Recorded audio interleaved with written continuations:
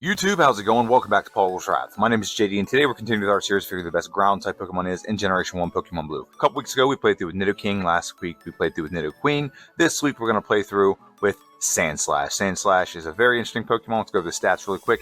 HP is 75, attack is 100, defense is 110, speed is 65, and special is 55. I'll go ahead and dive into the first battle of this playthrough. It's going to be against our rival. Our rival's name is Like and Sub. Make sure you like and sub.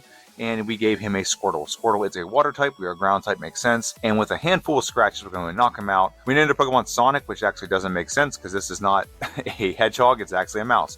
This Pokemon is actually known as the Mouse Pokemon. Did not know that until I was researching with this today. And we're going to move into the Bug Forest. The Bug Forest can pick up this Antidote, and if it was another type, it would be Poison. We do get a couple poison moves. We're going to go and face these Bug Catchers. We'll go over some things about this Pokemon. We are a mono ground type, which means we only really have 3 weaknesses: Water, Ice, and Grass type. We are in the medium fast growth rate, which is great for single solo playthroughs like this, and we have a critical hit rate of 12.5. It's pretty good. It'll be a mixed bag throughout the course of the game. And right now, we're just playing through and fighting these trainers. We start off with 2 moves. We start off with Scratch and Sand Attack. Both of these are not really great moves. Sand Attack does have a niche use, especially against Brock. And Scratch, we have pretty decent attack, so it's doing okay, but it's just a 40 base power move. It's not even stab, so it takes forever to knock things out. Now, this battle actually right here you're watching got scary because I got poisoned, and Kakuna can take a hot minute to knock out because all it's going to do is go for Harden. So every time we attack, we're doing less and less damage every time. Now, we get a crit, it might help us out a little bit. As you can see, we're gradually getting our health whittled down. Luckily, we level up, and that gives us enough HP to get through this battle. And a couple other things about this Pokemon. This Pokemon, like I said, is very unique design, and I'm very blown away by the fact that I looked up this Pokemon before I started doing this playthrough, and it literally says the Mouse Pokemon. Pikachu is known as the Electric Mouse Pokemon, and this is known as the Mouse Pokemon. I always thought Sandshrew was supposed to be some kind of hedgehog, but it's not. We're diving into our second rival battle. He's going to come out with a Pidgey. Pidgey will go for... Usually it's going to go for Gust or Sand Attack, but we Sand Attacked it first, so we can't Sand Attack us. We get you back there, rival. Pidgey is a dirty bird. It always goes for Sand Attack. We get it. And then we're going to go for Sand Attack. We can get hit by Bubble, technically, so this is the only rival battle, the second rival, I should say, where the rival actually has a move that's Stab. Charmander doesn't have one. Bulbasaur doesn't have one, but this Pokemon, Squirtle, does. But we beat our rival. We're going to face this last trainer in the Bug Forest, and then we're going to progress on to Brock's Gym. Scratch looks like it's going to be, what, a 3-shot? Yep. Nope, 3-shot. Even with a critical hit, still a 3-shot. Get the win over this Bug Catcher. I'm going to move right into Brock's Gym and face the Million Light Years trainer. He is going to come out with a Diglett. Diglett is going to go down to a couple scratches. It looks like there's going to be 2 scratches, right? Yep. Okay, good. And Sandshrew comes out. We're going to go for Sand Attack before it Sand Attacks us, and it still does. Doesn't matter. We're going to go for Sand Attack a couple times, make sure it lowers accuracy, and we'll go for Scratch. It's not going to be easy knocking it out because it does have pretty good defense, but we have a couple critical hits. At least one critical hit helped us out there. So we leave at level 12, and we're going to come back at level 15. The reason why we want to do that is because we want to go over a damage rounding threshold because we don't have a great move for Brock. He is Rock type, and we only have normal type moves. So Scratch will do a decent job. I'm not worried about Geodude attacking me. He doesn't really do too much damage to be attacked. So the easiest thing with Geodude is knock it out as fast as possible. And we're going to Scratch. 2 more scratches probably do the job. Very good. Nope. 1 more scratch. There we go. So we have more than half health going into the Onix. Now, what you want to do with Onix is when he goes for Bide, we're going to go for Sand Attack. And when we get Sand Attack done, actually we should maybe go for Sand Attack early because he just lowered our defense. So his tackles could do a lot more damage. But when he goes for Bide, we'll go for Sand Attack, and this will lower his accuracy. Now, Bide will actually attack through... actually skips over accuracy checks. It skips over accuracy checks. There we go. So it's not going to stop him from using Bide against us. But what it does is whenever Bide is initiated, whatever damage we do to him, it will do back to us double. So we don't want to attack into that. Sand Attack lets us avoid that. Now we only have so many PP for Sand Attack. We only have 8 left. So this is why this battle can't go on for too long. I might have been able to win this battle at a lower level. It's possible. I could have maybe done this at level 13 or 14, but we do get the win over Onix, or over Brock, I should say. We beat his Onix, and we're going to leave here, and we're going to go on this route here. And I really don't show this route very often because it's very trivial. However, we do show in this battle that we level up to level 17. And when we level up to level 17, we get a massive improvement on our moveset by getting the move Slash. Slash is a, 70 base power move, but what happens with it is it always critical hits. So it always does massive amounts of damage, and it really does unlock this Pokemon. We started a game with this. It'd be a completely different situation with Brock, but we get the win and move right on to the the Super Duper Nerd and Mountain Moon. Super Duper Nerd is going to go down to 1 slash on the Grimer, 1 slash on the Voltorb, and another slash on the Koffing. We're going to go down, and now we're going to grab the Dome Fossil. All hail the Dome Fossil. I know if I didn't tell you, you're going to ask. Actually, now think about it, go ahead and ask. Comments are great for the YouTube algorithm, and that leads us right into our next battle. It's against our rival on Nugget Bridge. We are level 21. We're actually a little bit over level for this point in the game. Slash on the Pidgeotto. We kind of had to be over level for Brock, so it's justified. We got hit with 1 sand attack, so actually is dropped a little bit. Knockout on the Abra, the Rattata, and now the Squirtle. I'm going to do Squirtle once or twice. Come on, hit it. Yep, get the 1 hit. Very good, get the win over our rival. Now we're going to progress on, and we're going to face this guy right here. Not him.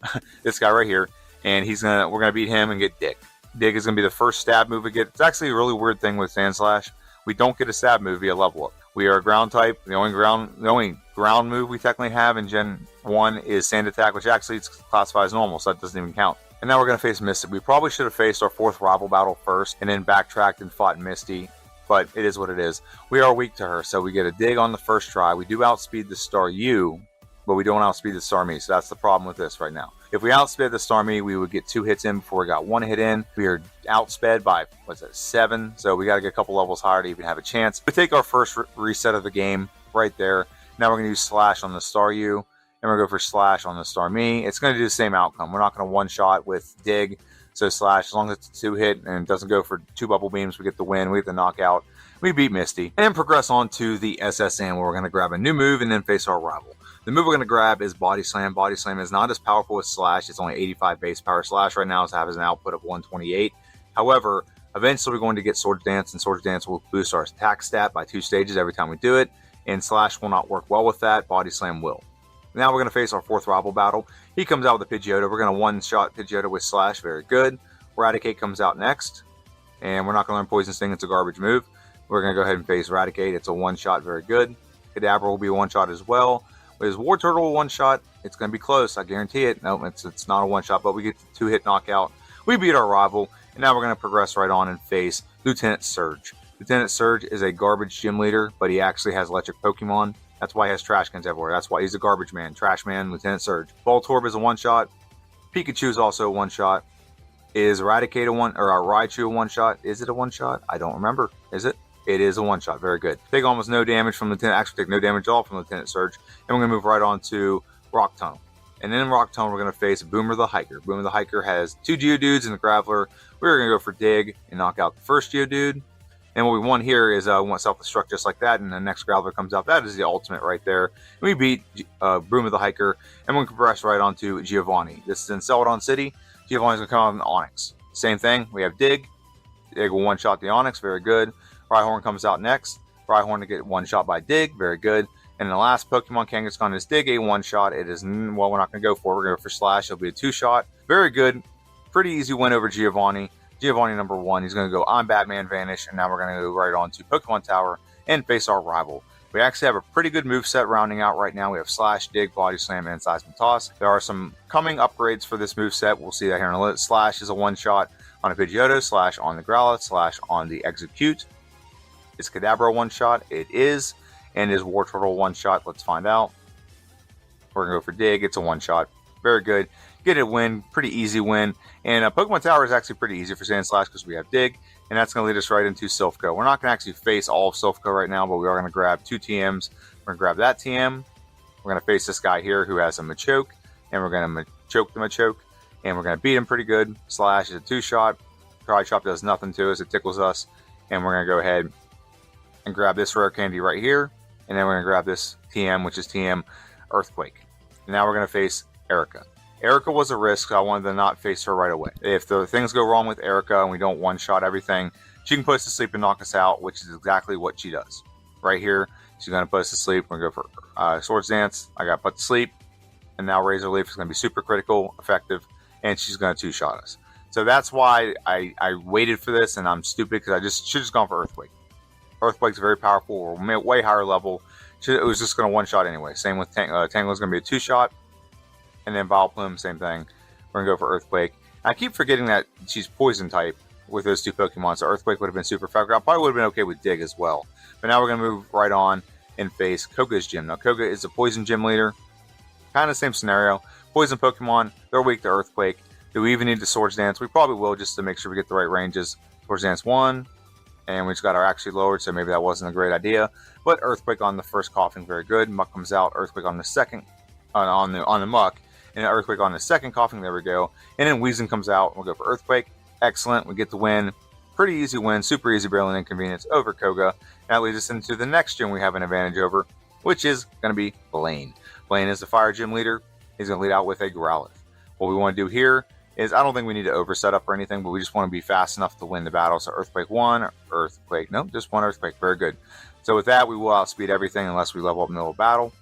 We will outspeed the Rapidash, and our K9 speed is 101, our speed is 106. Then, oh, now we don't outspeed, so that was the problem, but Earthquake still will get a one-shot, very good. We beat Blaine, and we move right into our next rival battle, which is rival number 6 in Silphco, and he's going to lead out with a, we don't need to do that. What are we doing? Come on, let's go, get in the battle. And now we're going to face our rival. Rival's going to come out with a Pidgeot. Pidgeot is, yeah, it is Pidgeot. Okay, I thought for a second I was wrong.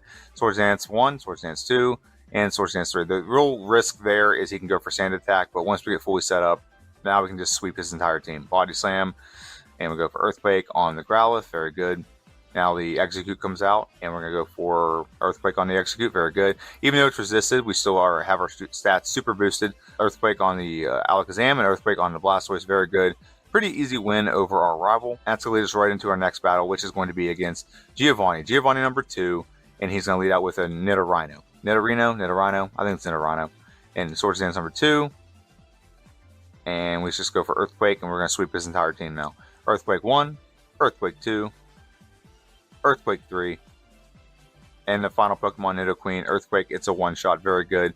We beat Giovanni, and that's going to lead us right into our next gym leader, which is Sabrina. Sabrina and her whip, and she's going to lead out with a, who's the first Pokemon? It is Kadabra. Kadabra is going to be a good Pokemon to set up on. We don't exactly have great defense against this. We don't have good special, however. We might not even have to set up, actually, now I think of it. Kadabra, one-shot. Swords Dance 1. We do need to outspeed the Alakazam, so Swords Dancing is actually making some sense here. We would not outspeed the Alakazam, and you just never know. You can get a critical hit with Psychic and knock us out. Earthquake on the Venomoth, very good. And then Alakazam, the final Pokemon, Earthquake, knockout, very good. So that leads us into our last gym leader, which is Giovanni number 3. 3 Giovanni, and he's going to lead out with a Rhyhorn.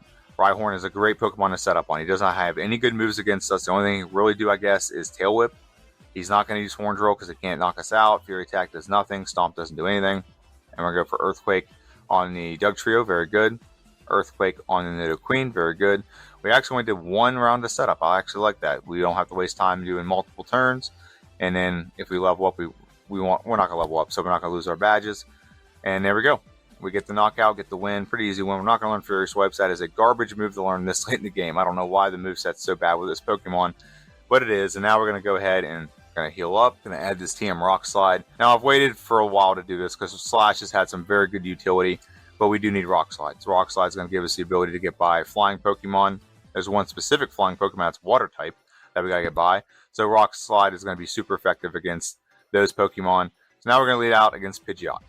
We're going to go for Swords Dance number 1, Swords Dance number 2, and Swords Dance number 3. Pidgeot here is the perfect setup because it has nothing that can really hurt us, and it also doesn't have Sand Attack, so it's the perfect Pokemon to set up on. So there's first knockout, and Rhyhorn comes out next.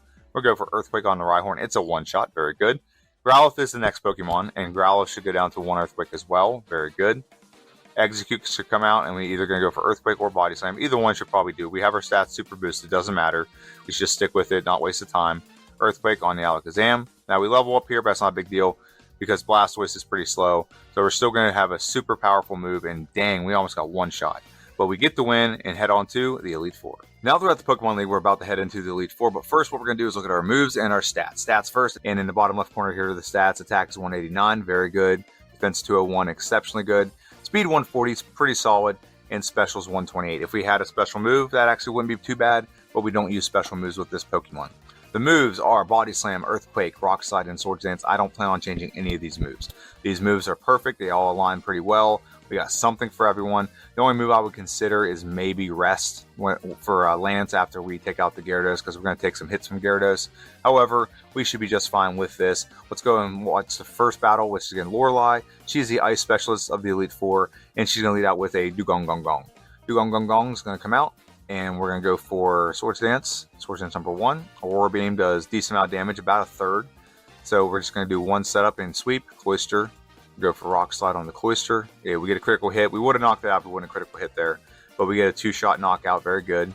And then now we're going to go for Earthquake on the Slowbro. It's a 1-shot. Jinx will go down to 1-shot as well with Earthquake. And the final Pokemon is Lapras. Earthquake is a 1-shot. So with 1 round of setup, we actually set up fully. We've actually been more, lately have been more optimizing these setups. So now we're going to go ahead and face Bruno. Bruno, we don't talk about it very much. I was going to heal and things like that, but I'm like, it's Bruno. I don't need to heal. Just go for a couple Swords Dances, set up, and we can just sweep his entire team. We actually only have to go for more than 1. And we're saving time here because this takes a couple rounds of text and everything to go to +6. +2 will be just good enough. Earthquake will knock out the Onix. And do we 1-shot the Machamp? That is the question here. We do. Machamp goes down, Bruno goes down, and we move right on to Agatha. Now, Agatha, we don't really need to set up against Agatha. The one thing we don't want to do is give her a chance to put us to sleep or confuse us. That is the scary part of Agatha. She's going to lead out with a Gengar. We have the type advantage here. We could just go for Swords Dance 1, and now we're confused. And this is the scary part, because now we have our stats boosted. So when we hit ourselves with our stats boosted, we can do more damage to ourselves. But Earthquake will 1-shot the Gengar. We are below half health at this point, so we just don't want to keep hitting ourselves. 1 round of setup. Is it enough to sweep the entire team? Looks like it is, unless Arbok might get a critical hit. Okay, we don't get a critical hit. Now Gengar number 2. Is it a 1-shot? It is. Agatha's actually pretty easy as well with 1 round of setup. I actually usually never go for just 1 round of setup. I usually set all the way up. And that leads us right into our problem battle, which is against Lance. The liar with the flyers, as my guy Squidgy would say. He doesn't have a lot of flyers in this one. He only has 3. But the problem here is Gyarados. Now Gyarados will go, and he almost 1-shots us from full health. We miss and get knocked out. So there's another reset. There's reset number 3, so we're going to take this reset, and we're going to go ahead and face him one more time. And all we need to do is either get a Swords Dance and then 1 Rock Slide, or a Rock Slide that crits. There's definitely a path to victory here. We just got to get the right RNG. So right there, we Swords Dance again. Now he doesn't get as good a range. Last time we got knocked down to 40 HP, and now we're at 76. This should be good enough for us to do a couple rounds of Swords Dance and then sweep the entire team. Dragonair goes down to 1 Earthquake. Dragonair number 2 goes down to 1 Earthquake. Aerodactyl comes out. We should go to Rock Slide on Aerodactyl. It's a 1-shot critical hit. Don't know if that mattered or not, but also a Rock Slide on the Dragonite. So we get the win over Lance, 2nd try victory. If we'd have just maybe hit Rock Slide on the 1st try, we might have just won this battle on the 1st attempt. But now we're facing the champion, our rival, final battle of the game, and he's going to lead out with a Pidgeot. Pidgeot, we're going to go ahead and set up on Pidgeot. We're going to go for Swords Dance number 1. Wing Attack doesn't do squat to us. Wing Attack number 2 doesn't do squat to us, and we get fully set up, and now we are just going to wreck Pidgeot. We get a 1-shot with Rock Slide, and now the next Pokemon to come out is Alakazam. We're going to Earthquake Alakazam. We outspeed him, knock him out, and we're going to Earthquake on the Rhydon, get the knockout very good.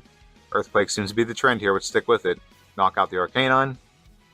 Executor goes down to 1 Earthquake as well, and now we have 1 Pokemon left, and that is the final Pokemon, the champion's ace. And we get the Earthquake, we get the knockout, and we get a pretty easy win over our rival. We barely took any damage, and we get the time locked in at 53 minutes and 27 seconds. This is not a horrible time. It's also not a great time. It's like really middle of the pack. But really, the early game is the problem with this Pokemon. It really slows this Pokemon down, how long it takes to get by Brock. As soon as you get Slash, this Pokemon just really unlocks. A couple things that could do better. We got a couple resets. Let's look at the tier list. The tier list of this Pokemon, with a time of 53 minutes and 27 seconds, that lands this Pokemon right here in the B tier. I skipped over all the adjustments, so you guys don't have to see that. But this Pokemon is right smack dab in the B tier, right between Dragonite, who had a time of 53 minutes and 5 seconds, and then Pinsir had a time of 54 minutes and 2 seconds. Do I think I can get this Pokemon into the next tier? Absolutely. I think I can get this Pokemon right next to, if not just as fast as Electabuzz and Magneton. It is a Pokemon I think is on that tier. I like Sandslash a lot. I just wish its early game was better, and there's not a way to improve this. Like, I've looked at other generations. I think the moveset gets a little bit worse. In Generation 2, you get Slash a lot later in level 17. So I don't think that's beneficial to use like do a what if with this Pokemon, because it's not really a good option. But this Pokemon's pretty solid. I like it. The only problem it has is getting by Brock, so that's something I'm going to have to optimize. and then figuring out, do I want to face Misty? Do I want to backtrack and face Misty? That way we don't get the reset. There's a lot of what ifs and what things I got to figure out with this Pokemon. Definitely can go into a couple things at lower level. Going into Misty, I think you do need to be a higher level, but I didn't need to go into our third rival battle at level 21. I probably could have done that battle like level 18.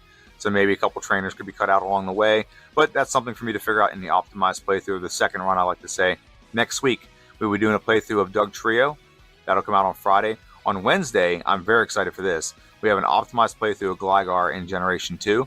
So if you didn't see the first one, we actually had a pretty solid playthrough with Gligar. But Gligar, it's a very horribly designed Pokemon. They did not give it a ground move or flying move throughout the entire game. Like, you don't even get access to TMs. You don't even get one to be a level up. It's god-awful. But there's an event Gligar that comes with Wing Attack and Earthquake. And I'm very excited to play through with that Pokemon. So that's what's coming out next week. And yeah, we only got 2 more Pokemon left. And then we can do a complete ranking of the ground types in Generation 1. Real excited about that. I want to thank everyone for stopping in. Make sure you like, share, subscribe. And liking gets us out to probably about, 100, 200 more people, because it gets the algorithm going, and commenting does even better. So if you do those things, I appreciate it. And obviously, hit that subscribe button. It tells me and YouTube you're willing to come back and watch my content.